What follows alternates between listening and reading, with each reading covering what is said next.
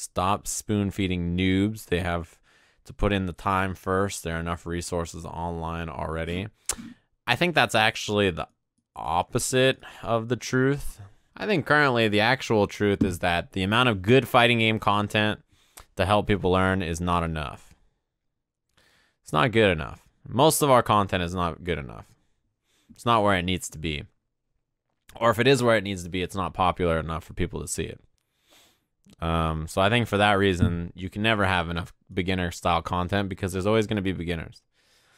And once you learn past it, it's fine, right? Like there's a lot of people who learn and they get good and they don't need that content anymore. But when you first start if you're brand new to fighting games and you had to learn right now, like there's more answers and options now than there ever were, but it's not like it's a shit ton. I think that's the more complex stuff is not easy to put into a guide, but if you're good at teaching, you can teach it in a way that's easy to understand still. Everybody and their mom has a video on frame data and terminology. I think that there's a lot, but I don't think there's a lot of really exceptional ones.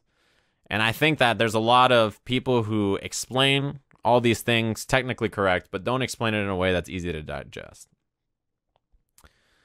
And I think that the attitude of you shouldn't cater to people who have questions or new players or etc. Is wrong. I get what you mean about like overly doing it, like just point them in the right direction. Sometimes that's fine. But yeah, you also have to you have to give them some help because people are new, man. Like if there's no one that helped you and you learned in the beginning, then you know how hard that shit is. Sure, yeah. I mean, it's tough. There's a lot of new fighting game players who don't know where these...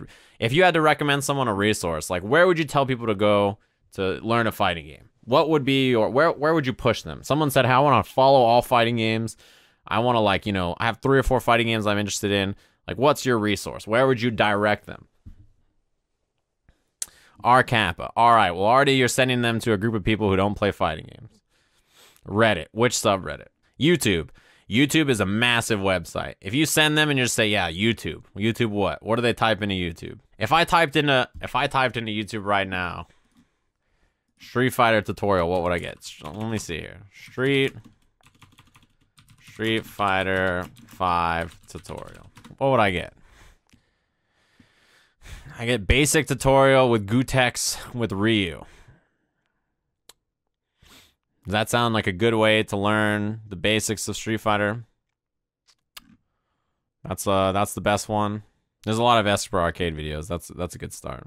Befale on YouTube. New Challenger Discord. That's a good way to do it. This is what I mean, though. Everywhere you send them is just like a vague place where if they know what questions to ask, maybe they could get the right answers. That's the problem.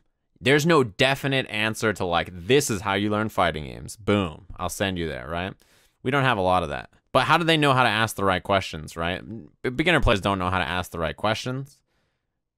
I don't even know, you know what I mean? Like, I don't even know how to explain to them how to ask the right questions. There's a lot. This is one of the big issues with fighting game content. It's the same issues that we have in terms of having talk shows that are reasonably well put together and produced, that do a nice summary, right, of everything that's happening in fighting games, right?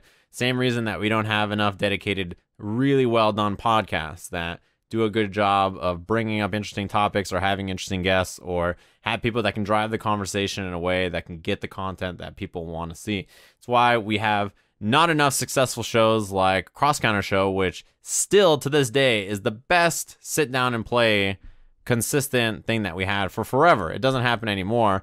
But there's not many of them, many other shows like that have success, even though that's proven to be a very successful formula, right? We don't have that many of them.